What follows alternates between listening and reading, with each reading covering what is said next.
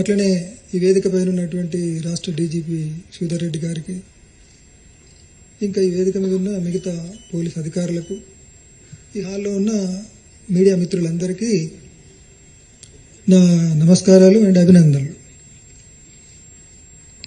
అయితే నేను చాలా సంక్షిప్తంగానే ఎందుకు ఈ నిర్ణయం తీసుకున్నానే విషయాన్ని చాలా సంక్షిప్తంగా చెప్పాలనుకుంటున్నా. అనారోగ్య కారణాల రీత్యా నేను రహస్య జీవితాన్ని వదిలి బహిరంగ జీవితంలోకి రావాలని నిర్ణయం తీసుకున్నా.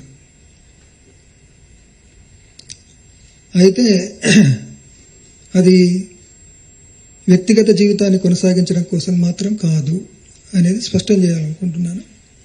ప్రజల సమస్యలపైన చట్టబద్ధ పద్ధతుల్లో, అంటే లీగల్ ఫ్రేమ్వర్క్లో పనిచేయాలని నిర్ణయించుకున్నాను నేను. అంటే దాని అర్థం నా రాజకీయ జీవితాన్ని కొనసాగించాలనుకుంటున్నాను.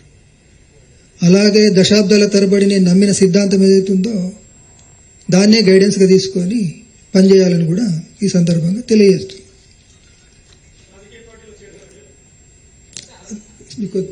కొంచెం आगे तो इसी बात को मैंने हिंदी में दोहराना भी चाहता हूँ. जैसा कि तेलुगु में मैंने बताया राज्य की माननीय मुख्यमंत्री जी को और यहाँ मंच पर उपस्थित डीजी श्रीधर रेड्डी जी को और उपस्थित तमाम पुलिस उच्च अधिकारीगण को और आप सभी लोगों को मेरा नमस्कार और अभिनंदन.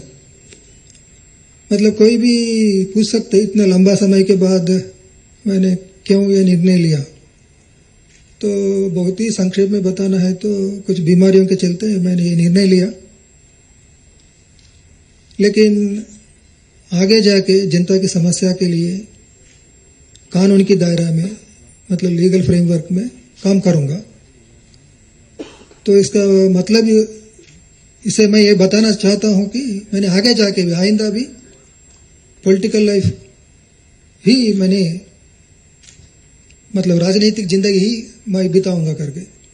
और इसके साथ साथ मैंने दशकों से जो विचारधारा को माना, उसको गाइडेंस के लेकर काम किया, उसी विचारधारा को लेकर ही मैंने काम करूंगा. वही मतलब लीगल फ्रेमवर्क में ही, चाहे पॉलिटिकल लाइफ हो, चाहे थ्योरेटिकल सोच हो, लीगल फ्रेमवर्क के साथ साथ ये दोनों काम तो मैं जारी रखूंगा. मतलब जनता के पक्ष में मैं आगे भी काम करूंगा. ये संक्षिप्त तौर पर जो हिंदी मीडिया मित्रों के लिए मैं बताना चाहता हूँ.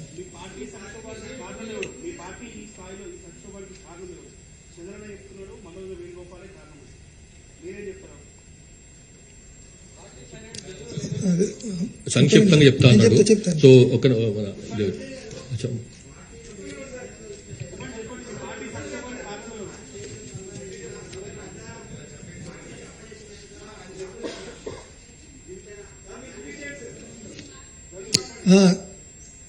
మీ మీడియా మిత్రులందరికీ విజ్ఞప్తి ఏంటంటే, ఇప్పుడు ఇది నేను ఎందుకు బయటకు రాదలుచుకున్నా అనే విషయాన్ని చెప్పడానికి పరిమితమై మాట్లాడదలుచుకున్నా.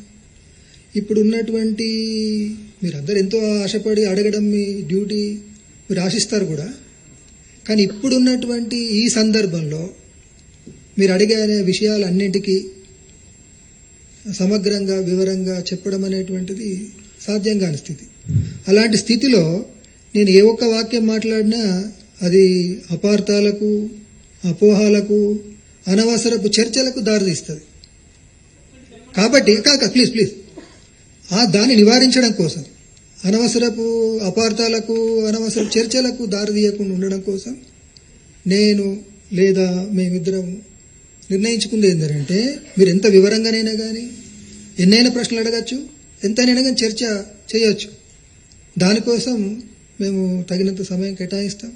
ఇంటర్వ్యూల రూపంలో వాటన్నిటికి కూడా జవాబులు ఇస్తాం. కానీ ఈ సందర్భంగా ఈ తక్కువ సమయంలో మీరు అడిగే ప్రశ్నలకు చెప్పే జవాబు అది ఉపయోగపడదు అనేది, ఈ స్థితిని అర్థం చేసుకుంటే బాగుంటుందని మీ అందరినీ అప్పీల్ చేస్తుంది. అంతే తప్ప వేరే ఉద్దేశం లేదు. అదే అన్ని ప్రశ్నలకు కూడా విషయాలు మీరు చాలా అడుగుతారని తెలుసండి.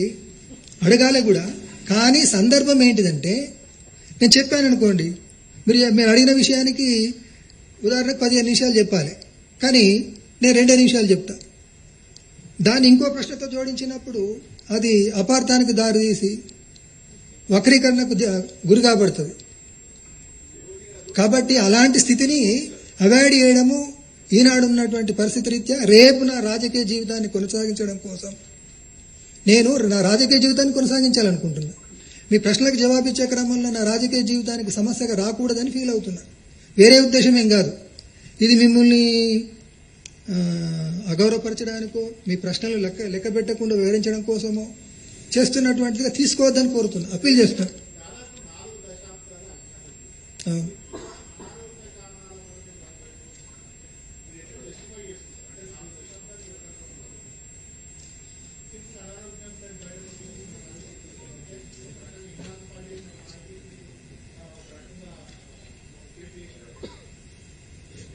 అదే ఇప్పుడు ఏ